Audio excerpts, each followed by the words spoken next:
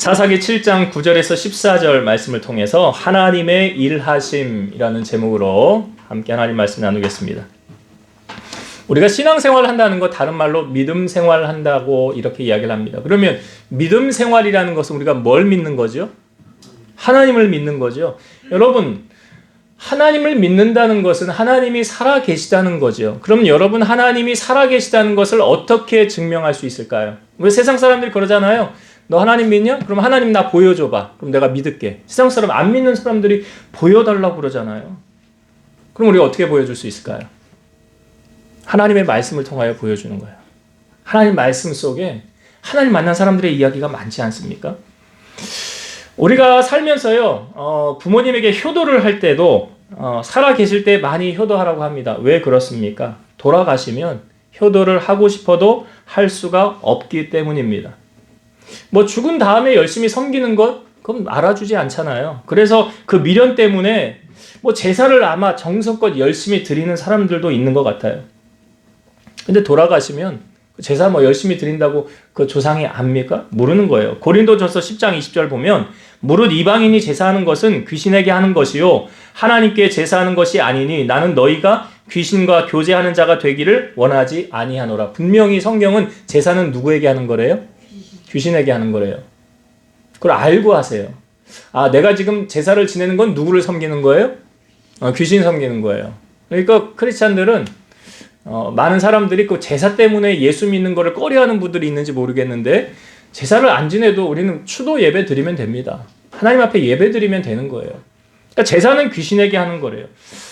그리스도 안에서 죽은 자와 그리스도 밖에서 죽은 자는 여러분 완전히 다른 결과가 있다는 걸 아시죠? 그리스도 안에서라는 말은 예수님을 믿은 상태로 죽은 사람과 그리스도 밖에서는 예수를 믿지 않은 상태에서 죽은 사람을 말하는 거예요.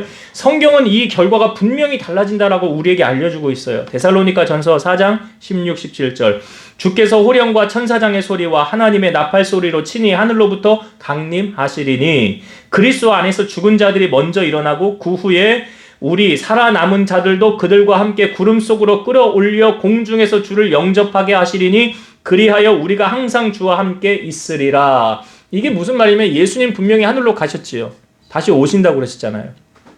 오셨을 때의 모습을 말하는 거예요. 오셨을 때 죽은 자들이 일어나고 우리 살아남은 자들도 구름 속으로 끌어올려 간다. 정말 만화 속에서만 나올 법한 이야기 아니에요? 그래서 실제로 그런 일이 일어난다는 거죠. 부활장 하는 고린도전서 15장에 51절 52절 말씀 보면 비슷한 말씀이 있어요. 보라 내가 너희에게 비밀을 말하노니 우리가 다 잠잘 것이 아니요 마지막 나팔에 순식간에 홀연히 다 변화되리니 나팔 소리가 나매 죽은 자들이 썩지 아니할 것으로 다시 살아나고 우리도 변화되리라. 여기 마지막 나팔이라고 나와 있는데 이 마지막 나팔이 뭘 의미하는 거예요? 예수님 재림하시는 걸 말하는 거예요. 예수님이 오실 때 구름 타고 오실 때 마지막 나팔을 분다고 그랬잖아요. 나팔 소리. 그런데 우리가 이 썩을 것이 반드시 썩지 아니할 것을 입겠고 이 죽을 것이 죽지 아니함을 입으리라. 그러니까 영생한다는 말이 성경에 있는 말이라는 거죠. 영원히 죽지 않는다는 거. 예수를 믿으면 영생한다.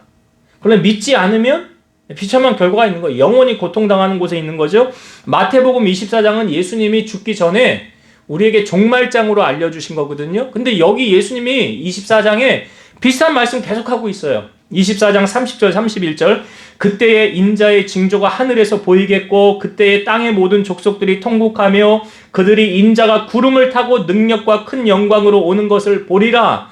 그가 큰 나팔 소리와 함께 천사들을 보내리니 그들이 그의 택하신 자들을 하늘 이 끝에서 저 끝까지 사방에서 모으리라. 예수님 오실 때 여기 구름 타고 오신다고 그러죠. 큰 나팔 소리와 함께 천사들을 보내서 택한 자들을 다 사방에서 불러 모은다라고 말씀하고 있어요. 예수님은 2000년 전에 이 땅에 오셨습니다. 예수님이 이 땅에 오신 이유는 무엇입니까? 예수님은 사역을 하시면서 공생의 3년 짧은 사역을 하시면서 이렇게 말씀하셨죠. 인자가 온 것은 섬김을 받으려 함이 아니라 섬기려 하고 나의 목숨을 많은 사람의 대속물로 주려 함이라. 대속물이 뭐예요? 대신 속하여 주는 제물이잖아요.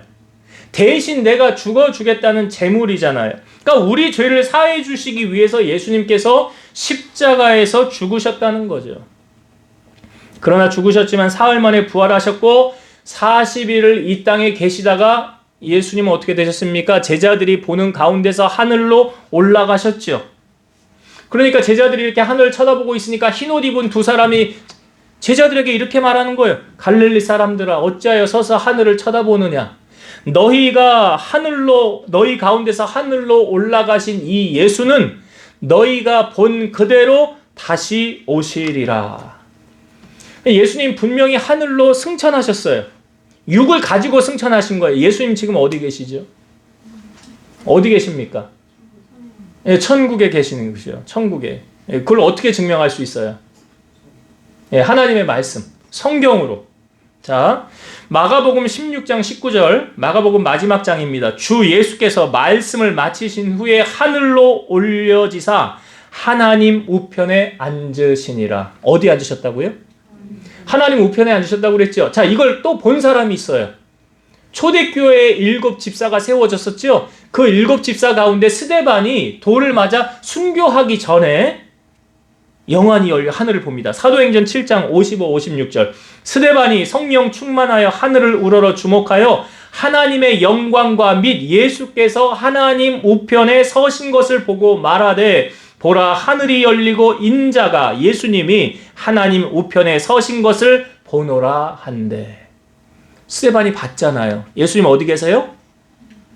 하나님 보좌 우편에. 봤어요. 히브리서 10장 12절. 오직 그리스도는 죄를 위하여 한 영원한 제사를 드리고 하나님 우편에 앉으사. 한 영원한 제사가 뭐예요? 우리를 위해 주님이 십자가 지신 걸 말하는 거예요. 그 예수님이 어린 양이 돼서, 그 구약시대의 제사가 뭐예요? 동물이 데려다가 피 흘려서 죽게 하는 거잖아요. 그래서 내 죄가 전이 되는 거잖아요. 그런 것처럼 예수님이 십자가에서 죽으심은 왜 죽으신 거예요? 우리의 죄 때문에 죽으신 거예요. 예수님은 죄가 없으신 분이신데. 그런데 죽으시고 하나님 우편에 앉으셨대요.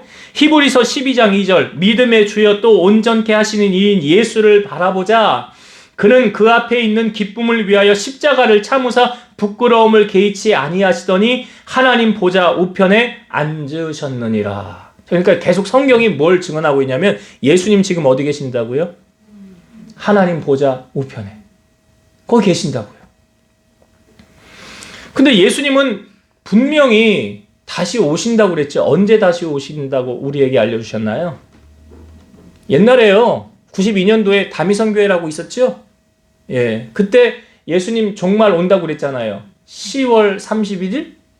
예, 92년 10월 30일. 그때 그래서 매스컴에서 뉴스에서 뭐 난리가 났었죠? 근데 예수님 오셨어요? 안 오셨어요? 안 오셨어요. 그러니까 사기예요, 사기. 사기친 거예요, 거기.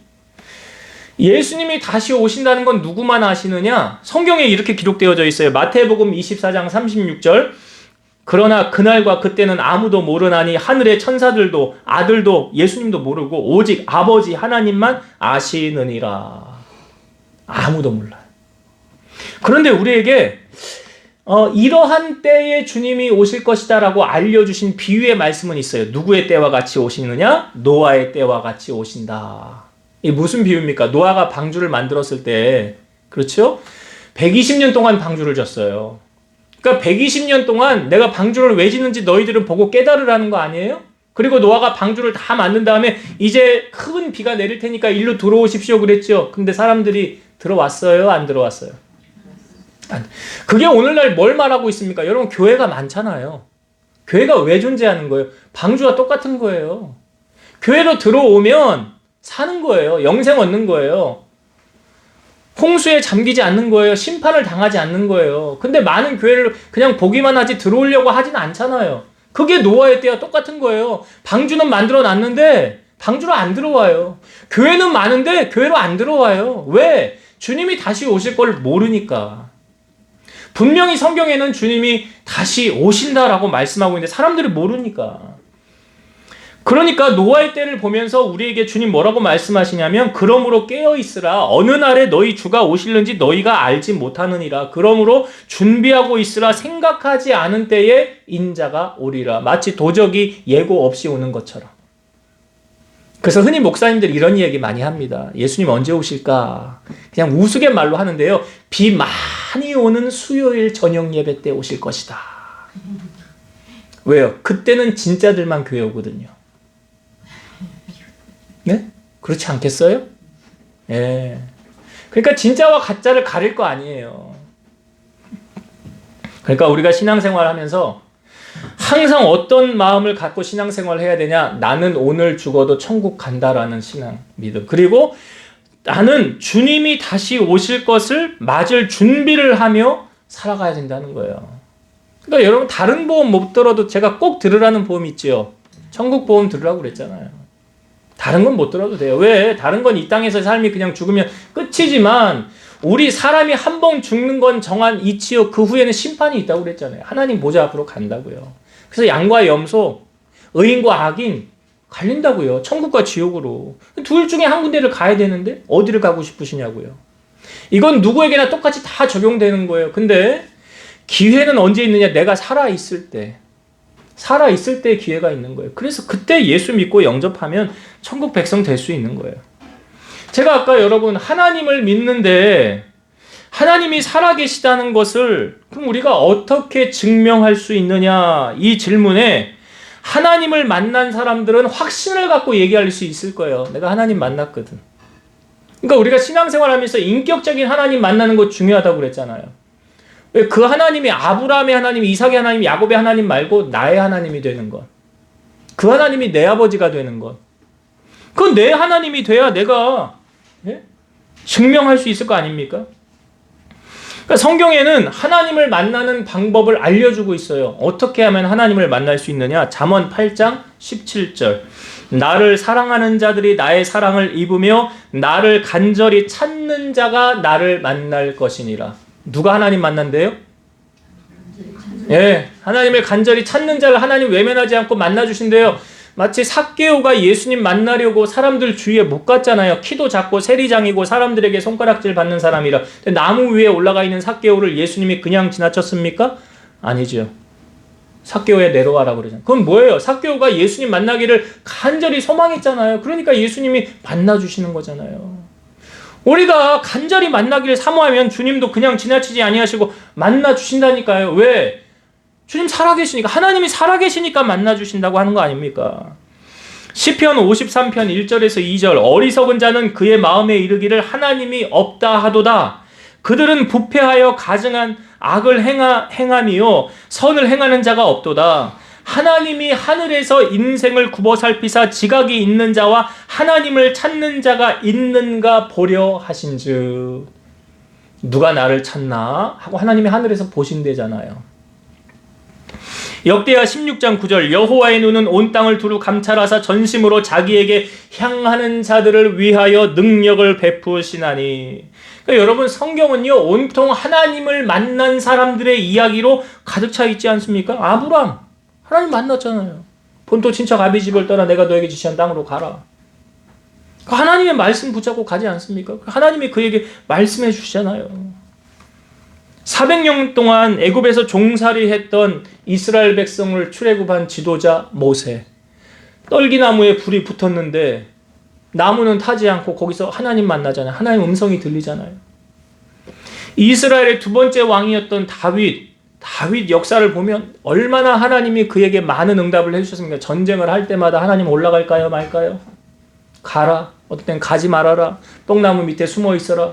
아니 너무나 많은 하나님을 만난 기록들이 너무나 많다는 거죠. 뭐 노아의 방주 이야기 제가 했지만 방주를 누가 만들려고 한 것입니까? 하나님 만들려고 그런 거잖아요. 노아는 하나님 만났으니까 방주 만든 거 아니에요? 850대 1의 싸움을 승리한 엘리야. 그 엘리야 하나님 만난 거잖아요. 그 제단에 불로 하나님이 임하였잖아요. 그럼 하나님이 그를 만나주신 거 아닙니까? 그러니까 수많은 인물들 가운데서 제가 오늘 사사였던 기드온의 삶을 우리가 함께 살펴보고 함께 은혜를 나누고자 하는데요. 사사 시대는 암흑의 시대라고 말을 합니다. 왜 그러냐면 불순종하니까 하나님이 심판하시잖아요. 그러니까 고난 당하니까 또 기도하잖아요. 회개하잖아요. 잘못했다고. 그럼 또 하나님이 자비를 베풀어서 용서해 주잖아요. 이게 계속 반복이 되는 시대가 바로 사사시대예요. 사사시대. 근데 이 사사시대에도 하나님께서는 사람을 통해서 하나님의 일을 이루어 가시는데, 이스라엘이 미디안으로 말미암아 고난을 당하고 있을 때 하나님께서 기드온에게 나타나십니다. 그리고 이렇게 말씀하세요. 큰 용사여, 여호와께서 너와 함께 계시도다. 그러니까 기드온이 이렇게 대답합니다. 여호와께서 우리와 함께 하시면 어찌하여 우리에게 이 모든 고난이 우리에게 임하였습니까? 여호와께서 우리를 버리셔서 미디안의 손에 우리를 넘겨주셨나이다. 하나님 이렇게 말씀하세요. 너는 가서 너의 힘으로 이스라엘을 미디안의 손에서 구원하고 내가 너를 보낸 것이 구원하라고 내가 너를 보낸 것이 아니냐. 그러니까 기드온이 이렇게 말해요. 오 주여, 내가 무엇으로 이스라엘을 구원하리이까? 나의 집은 므낫세 중에 극히 약하고 나는 내 아버지 집에서 가장 작은 자니이다. 이게 뭘 말하냐면 기드온이요, 나는 민족의 지도자가 될 자격이 없다는 거예요. 우리 민족에는 나보다 잘난 사람들도 많고 난 너무나 미약하다는 거예요.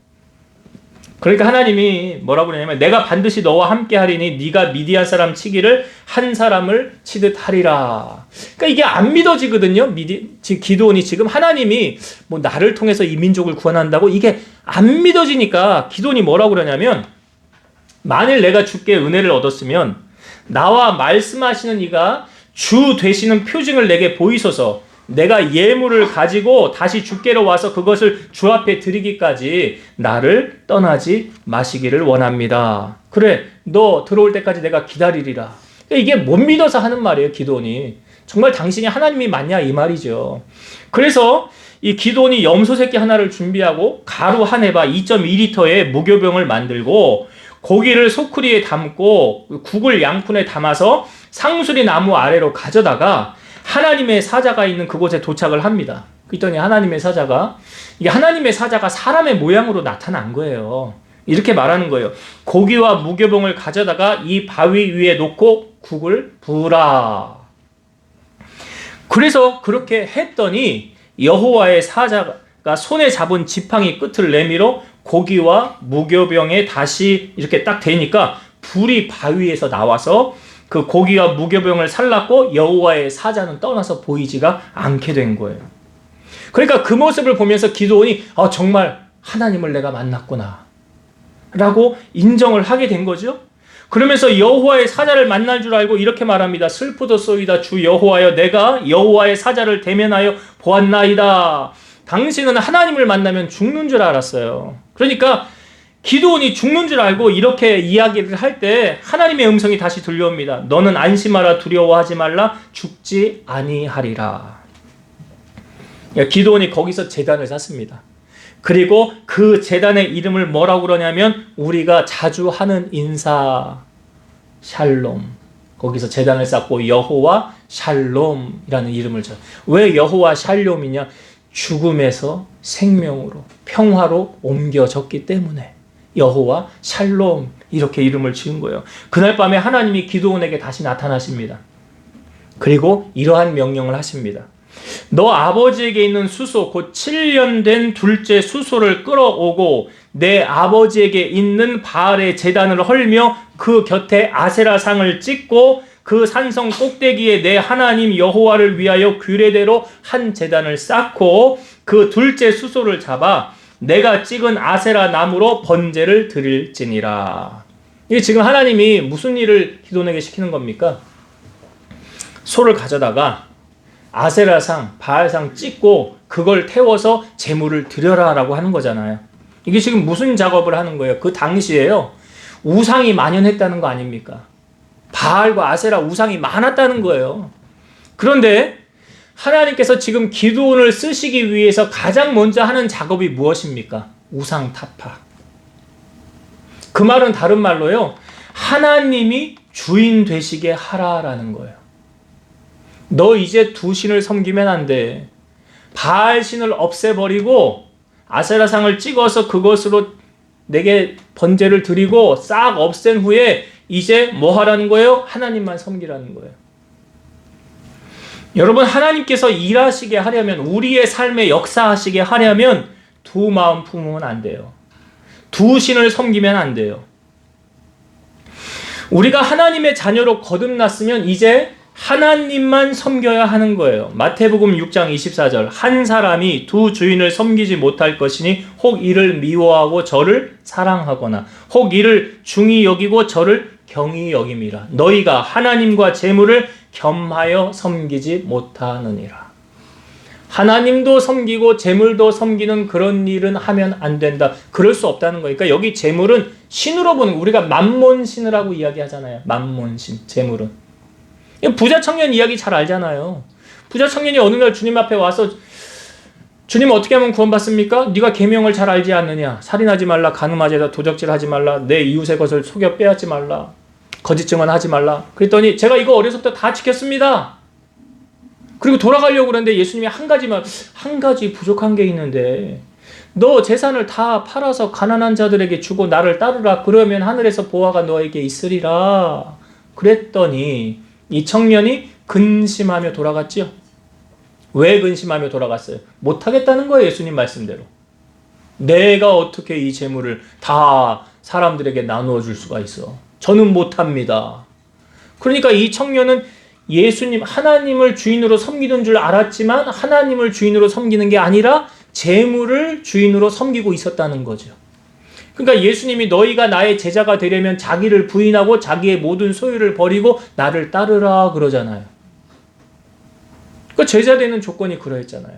그러니까 여기서 마태복음 6장 20절 한 사람이 두 주인을 섬기지 못할 것이래잖아요. 이스라엘 백성들이 그 사무엘이 사사로 마지막 사사로 인정을 하지 않습니까? 너희들 다 미스바로 모여라 라고 해요. 그때 이렇게 이야기합니다. 만일 너희가 전심으로 여호와께 돌아오려거든 이방 신들과 아스다롯을 너희 중에서 제거하고 너희 마음을 여호와께로 향하여 그만을 섬기라. 그리하면 너희를 블레셋 사람의 손에서 건져내시리라. 하나님의 입장에서 우리가 하나님을 섬기지 않고 다른 것에 마음을 두면 하나님은 그걸 뭐라고 보시냐면 너 바람 폈구나, 간음했다라는 표현을 하잖아요. 하나님 그렇게 하거든요. 우리가 하나님만을 섬길 때 하나님께서 우리를 도우셨다는 것을 우리는 인정하게 되는 거거든요. 하나님이 주인 되시면 우리의 삶에 변화가 일어나게 돼 있어요. 여러분들은 여러분의 소유권이 누구에게 있다고 생각하십니까? 자, 여러분 누구의 것이에요? 그냥 이렇게 물어볼게요. 여러분 누구 것이에요? 예? 내가 하나님의 것이에요? 왜 하나님의 것이에요? 왜? 값으로 샀대요. 하나님이. 고린도전서 6장 19절에서 20절 너희 몸은 너희가 하나님께로부터 받은 바 너희 가운데 계신 성령의 전인 줄을 알지 못하느냐? 너희는 너희 자신의 것이 아니라 값으로 산 것이 되었으니 그런즉 너희 몸으로 하나님께 영광을 돌리라. 여기 값으로 샀대요. 무슨 값으로 산 거예요? 예수님이 십자가에서 생명을 흘려주심으로 그 값으로 우리를 샀다. 그러니까 하나님이 값을 지불하고 산 거예요. 그러니까 우리의 소유권은 누구에게 있습니까? 하나님께 있는 거예요. 여러분 것이 아니에요. 우리의 몸이 하나님의 성전이다라고 말하고 있어요. 그렇죠? 너희 몸이 하나님의 성전이래. 우리 성전 관리 어떻게 해야 돼요? 잘. 성전에다 더러운 거 막 넣으면 안 돼요. 그러면 안 되는 거예요. 또한 우리의 몸이요. 여러분 영적인 예배는 뭐가 동반돼야 되냐면 몸이 동반돼야 되는 거예요. 로마서 12장 1절 그러므로 형제들아 내가 하나님의 모든 자비하심으로 너희를 권하노니 너희 몸을 하나님이 기뻐하시는 거룩한 산 제물로 드리라. 이는 너희가 드릴 영적 예배니라. 그러니까 몸이 와야 예배가 되는 거예요. 그러니까 옛날에 그 영상 예배, 몸이 오지 않는 예배, 글쎄 그것도 하나님이 진정으로 받을지 그건 하나님만이 아시겠지만 하여튼 성경에서 말하는 진짜 예배는 뭐냐? 예배의 자리에 참여하는 거예요. 내 몸을 희생 제물로 드리는 거예요, 하나님 앞에. 이게 영적 예배래요. 여호수아, 사사기 바로 앞에 모세 다음에 여호수아 아닙니까? 모세 후계자 여호수아. 여호수아가 유언으로 한 말이 뭔지 아세요? 여호수아 24장 14, 15절. 그러므로 이제는 여호와를 경외하며 온전함과 진실함으로 그를 섬기라. 너희의 조상들이 강 저쪽과 애굽에서 섬기는 신들을 치워버리고 여호와만 섬기라. 만일 여호와를 섬기는 것이 너희에게 좋지 않게 보이거든 너희 조상들이 강 저쪽에서 섬기던 신들이든지 또는 너희가 거주하는 땅에 있는 아모리 족속의 신들이든지 너희가 섬길 자를 오늘 택하라. 오직 나와 내 집은 여호와를 섬기겠노라. 여러분, 여호와도 섬기는 거 아닙니다. 여호와만 섬기는 게 맞는 거예요. 여호와도 섬기는 거는 여호와도 섬기고 다른 것도 섬기는 게 여호와도 섬기는 거고요. 여호와만 섬기는 거는 하나님 말고 다른 건 안 섬기겠다는 거예요. 여러분, 신앙은 결단이에요. 그래야 하나님께서 내가 결단한 모습을 보고 하나님 일하실 수 있는 거예요. 지금 기드온에게 하나님이 가장 먼저 요구하는 게 뭡니까? 우상 타파잖아요. 이제 나 하나님만 섬기겠습니다. 우상 섬기지 않겠습니다. 하나님이 기뻐하시는 일을 하며 나아가겠습니다. 하나님 한 분만 섬기는 자가 되겠습니다. 이것이 하나님의 도움을 받기 위한 첫 번째 과정. 자, 하나님께서 지금 기드온에게 그걸 요구했죠? 기드온이 그걸 순종했어요. 근데 성경에 보면 캄캄할 때 아무도 모르는 밤에 했어요. 근데 이 과정을 보면 누가 이렇게 했냐, 우리 신상 누가 없앴냐, 마을 사람들이 와서 막 그 끌어내라 할 때 기드온 아버지가 뭐라고 그랬냐면, 야, 왜 너희들이 나서서 난리냐? 그 신이 만약에 살아있다면 자기를 회파한 그 신이 그를 멸할 거 아니냐? 너희는 그냥 가만히 있어도 돼. 참 지혜로웠죠, 어떻게 보면 기드온의 아버지가. 그래서 이게 넘어갔어요. 그리고 난 다음에 이제 하나님의 부름을 받았으니까 기드온이 하나님의 일을 시작해야 될 거 아닙니까? 근데 여러분, 기드온이 처음부터 믿음 좋은 사람이었습니까? 제가 성경을 보니까 그렇지 않아요. 처음부터 믿음 좋은 사람이 아니었어요. 여러분, 믿음의 반대는 뭡니까? 불신이죠. 의심이죠. 그래, 지금 기드온이 전적으로 하나님을 신뢰하고 있는가? 하나님의 음성도 듣고 시키는 대로 했는데, 자, 기드온이 어떻게 행하였느냐? 우리 성경을 좀 잠깐 볼게요. 자, 사사기 6장 36절부터 좀 볼게요. 사사기 6장 마지막 부분입니다. 자, 36절부터 볼게요. 여기 기드온이 어떻게 하나 잘 보세요. 기드온이 하나님께 여쭈되 주께서 이미 말씀하신 같이 내 손으로 이스라엘을 구원하시려거든 보소서 내가 양털 한 뭉치를 타작 마당에 두리니 만일 이슬이 양털에만 있고 주변 땅은 마르면 주께서 이미 말씀하신 같이 내 손으로 이스라엘을 구원하신 줄을 내가 알겠나이다 하였더니 그대로 된지라. 이튿날 기드온이 일찍 일어나서 양털을 가져다가 그 양털에서 이슬을 짜니 물이 그릇에 가득하더라. 이게 하나님 앞에 이제 요구한 거예요. 하나님, 정말 날 통해 하나님이 구원하시려거든. 내가 양털 뭉치 하나 둘 테니까 이 양털 뭉치에만 이슬이 내리고 땅은 마르게 해주세요. 이게 상식적으로 가능해요? 불가능해요? 불가능하잖아요. 아니, 이슬이 내리면 땅에도 이슬이 내리지 어떻게 양털 뭉치에만 이슬이 내립니까? 근데 다음날 가보니까 양털 뭉치에만 이슬이 있고 땅은 말랐더라는 거예요. 그러면 야, 하나님 살아계시네, 내가 한 대로 들어주셨네, 그리고 가야 되잖아요. 근데 그걸 보면서도 기드온이 못 믿어요. 못 믿어요. 자, 39절 40절 볼게요. 39, 40절. 기드온이 또 하나님께 여쭈되 주여 내게 노하지 마옵소서. 내가 이번만 말하리이다 구하옵나니 내게 이번만 양털로 시험하게 하소서. 원하건대 양털만 마르고 그 주변 땅에는 다 이슬이 있게 하옵소서 하였더니 그 밤에 하나님이 그대로 행하시니 곧 양털만 마르고 그 주변 땅에는 다 이슬이 있었더라. 이거 뭐예요? 이번엔 거꾸로 해달라는 거예요. 하나님 이번에는 거꾸로 해주세요. 그러니까 지금 기드온이 왜 자꾸 이렇게 하는 거예요? 하나님 못 믿으니까. 하나님 못 믿으니까 이렇게 하는 거라고요. 만약에 믿었으면 아멘 할렐루야 하고 바로 갔을걸요? 근데 못 믿는 거예요. 못 믿는 거예요.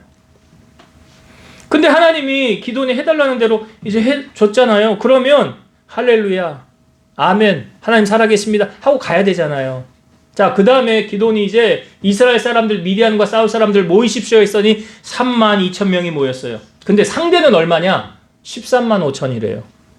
32,000명하고 135,000하고 한 5대1로 잘 싸우면 이길 수 있을래나요? 그런데 하나님께서 이해가 되지 않는 말씀을 또 기드온에게 하십니다. 자, 7장 2절을 한번 보겠습니다.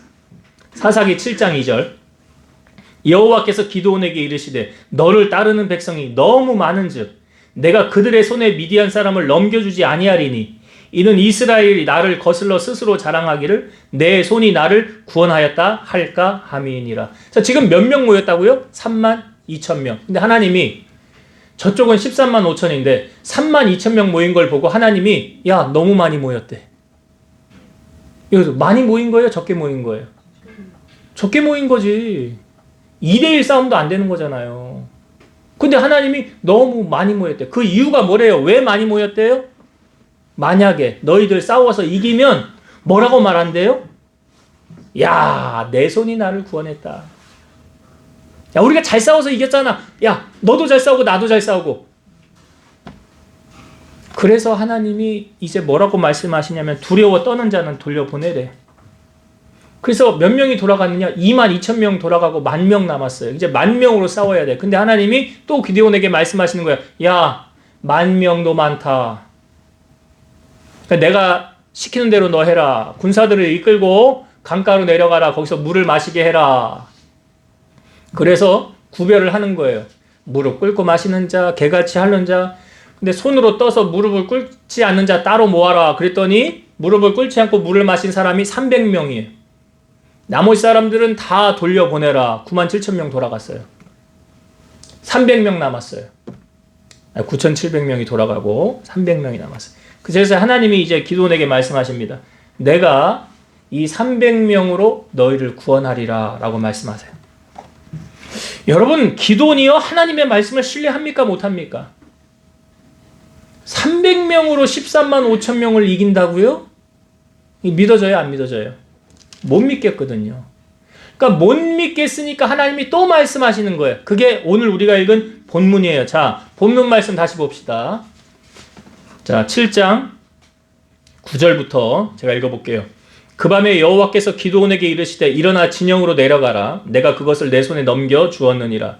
만일 내가 내려가기를 두려워하거든 내 부하 불하와 함께 그 진영으로 내려가서 그들이 하는 말을 들으라. 그 후에 내 손이 강하여져서 그 진영으로 내려가리라 하시니 기드온이 이에 그의 부하 불하와 함께 군대가 있는 진영 근처로 내려간즉 미디안과 아말렉과 동방의 모든 사람들이 골짜기에 누웠는데 메뚜기에 많은 수와 같고 그들의 낙타의 수가 많아 해변의 모래가 많은 같은지라. 제가 몇 명 135,000 모였다고 그랬잖아요. 그죠? 엄청 많은 숫자가 모여 있는 거예요. 지금 기드온하고 부하하고 둘이 내려간 거예요. 13절. 기드온이 그곳에 이른즉 어떤 사람이 그의 친구에게 꿈을 말하여 이르기를 보라, 내가 한 꿈을 꾸었는데 꿈에 보리떡 한 덩어리가 미디안 진영으로 굴려 들어와 한 장막에 이르러 그것을 쳐서 무너뜨려 위쪽으로 엎으니 그 장막이 쓰러지더라. 그의 친구가 대답하여 이르되 이는 다른 것이 아니라 이스라엘 사람 요아스의 아들 기드온의 칼이라. 하나님이 미디안과 그 모든 진영을 그의 손에 넘겨주셨느니라 하더라. 자, 기드온이 지금 어떤 음성을 듣습니까? 어떤 사람이 꿈을 꿨는데 그 옆에서 꿈을 해석하는 거예요. 야, 그 보리자루는 기드온이네. 기드온이 여기 다 멸할 것 같다 라는 음성을 기드온이 들은 거예요. 그러니까 기드온이 그 음성을 듣고 나서야 이제 확신을 갖고 나아가게 되더라는 거죠. 여러분, 하나님은 그래서 이 300명으로 어떻게 일을 하십니까? 이 300명이요 셋대로, 그러니까 100명씩 셋대로 나누고요 손에 나팔과 빈 항아리를 가지고 그 안에 횃불을 놓습니다. 그리고 이 300명이 이제 어떻게 하냐면, 자, 이 부분까지 성경을 좀 볼게요. 7장 19절부터 볼게요. 7장 19절부터 기드온과 그의 함께 한 100명이 이경초에 진영 근처에 이른즉 바로 파수꾼들을 교대한 때라. 그들이 나팔을 불며 손에 가졌던 항아리를 부수니라. 세 대가 나팔을 불며 항아리를 부수고 왼손에 횃불을 들고 오른손에 나팔을 들고 불며 외쳐 이르되 여호와와 기드온의 칼이라 하고 각각 제자리에 서서 그 진영을 에워싸매 그 온 진영의 군사들이 뛰고 부르짖으며 도망하였는데 300명이 나팔을 불 때 여호와께서 그 온 진영에서 친구끼리 칼로 치게 하심으로. 여기까지. 어떻게 됐습니까? 300명이 나팔을 깨부수고 횃불을 들고 이제 나팔을 불 때에요. 누가 개입하세요? 22절에 보니까 여호와께서 그 온 진영으로 친구끼리 칼로 치고받고 싸우게 하시더라. 그래서 하나님이 승리하게 하셨어요. 기드온이 300명으로 이겼어요. 그러니까 이 승리는요, 누가 주신 거예요? 하나님이 주신 거예요. 왜 하나님은 이렇게 하셨느냐? 하나님은 이 일을 통해서 영광 받고 싶으셨다는 거예요.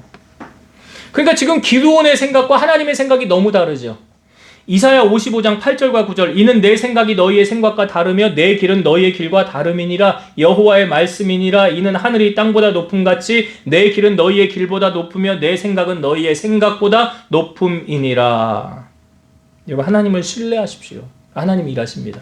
제가 결혼하고 우리 아내하고 같이 목회를 하기 전에 학원을 운영할 때요, 이제 잘 되는 학원을 제가 목회를 해야 되기 때문에 이걸 접어야 됐어요. 그래서 이걸 매매로 내놨어. 어떤 사람이 와서 자기가 하겠대요. 그래서 이제 시설비 뭐 이런 쪽으로 권리금을 받잖아요. 근데 이제 계약을 다 하고 났는데 권리금을 안 주는 거야, 이 사람이. 자기가 학원을 운영을 하면서.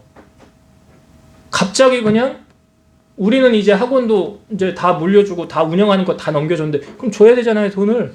안 주는 거예요. 어떻게 이걸 어떻게 받아내요? 그러니까 야, 이걸 어떻게 해야 되나 앞이 난감한데 그때 제 아내가요, 금식 기도를 했어요. 제 아내가 제일 못하는 게 금식이에요. 왜냐면 장이 유착이 심해가지고 장을 비우면 안 돼요. 달라붙어요. 고난을 당해요. 근데 3일을 금식을 기도했어요. 3일 금식하고 난 다음에 어떤 일이 벌어졌느냐. 이분이요, 우리 줘야 될 돈을 법원에다가 공탁을 걸어놨어요. 법원에다가. 그리고 법원에서 연락이 왔어요. 그래서 우리가 가서 그 공탁금을 찾았어요. 그렇게 안 주려고 버티던 그 사람이 어떻게 이런 일이 일어났는지 몰라요. 근데 저는 이건 누가 하신 일이냐? 하나님이 하신 일이에요. 사람이 한 일이 아니에요, 이건. 돌이켜보면. 야, 하나님이 하시는 일이 이렇게 놀랍구나. 제가 오늘 기드온의 300명을 보면서 그냥 우리하고 상관없는 일 같잖아요. 300명이 13만 5천을 이긴 것. 근데 하나님이 마음만 먹으면 하잖아요. 여러분, 우리의 인생에 둘러싸인 문제들, 내가 열심히 수고하고 애써야 될 것 같죠? 천만에 그렇지 않아요. 우리는 뭘 하면 되냐면 하나님이 시키는 대로 순종하면 돼. 기드온이 지금 한 게 뭐가 있어요? 그냥 처음부터 야, 너 이단을, 너 우상 바알 아세라 다 없애라. 그래야 너 이제 하나님 믿는 백성으로 나아가야 되는 거 아니냐. 그거 했죠. 그리고 군사 모한데 돌려보내라고 그랬죠. 그리고 난 300명으로 야, 너 이기게 할 거야. 그랬더니 정말 하나님이 이기게 하시잖아요. 마찬가지 우리의 삶의 신앙의 원리, 승리하는 원리가 다른 데 있지 않아요. 그냥 하나님이 하시는 대로 붙잡고 나아가면 되는 거예요. 그분이 부르시는 대로 순종하면 일은 이미 다 해결이 된다는 거죠. 근데 왜 우리가 하나님의 기적을 보지 못하느냐? 내 생각을 앞세우고 있거든요. 내 계획이 있거든요. 내가 하고 싶은 대로 해야 되고, 하나님 내가 하는 대로 좀 따라오세요 그러거든요. 근데 오늘 성경은 말하잖아요. 내 생각은 너의 생각과 다르대잖아요. 하나님의 생각이 더 고차원적이거든요. 그러니까 우리는 그분의 뜻이 무엇인지 찾는 게 가장 중요한 거고요. 그분의 음성을 듣는 게 가장 중요한 것이고, 그분이 말씀하신 대로 내가 행하는 게 가장 중요한 거예요. 말씀을 정리하고 마치겠습니다. 여러분, 신앙은 뭐냐? 결단이에요. 결단이라고. 무슨 결단이냐? 나 이제 하나님만 섬기겠습니다. 그러니까 우리가 사람 간혹 보면요, 어려움이 닥칠 때 딱 드러나요. 진짜 믿음의 사람이냐 아니냐. 진짜 믿음의 사람은 하나님 앞에 엎드리잖아요. 하나님 나 도와줄 리 하나님밖에 없어요. 주님이 나 도와주셔야 돼요. 그리고 하나님의 도움만 구하거든요. 근데 믿음 없는 사람은 이 사람 찾아다녀, 저 사람 찾아다녀, 어떻게 할까? 세상의 방법으로 자기의 잔머리를 굴리는 거예요. 그래서 해결하려고 그래요. 그게 됩니까? 안 됩니까? 안 되잖아요.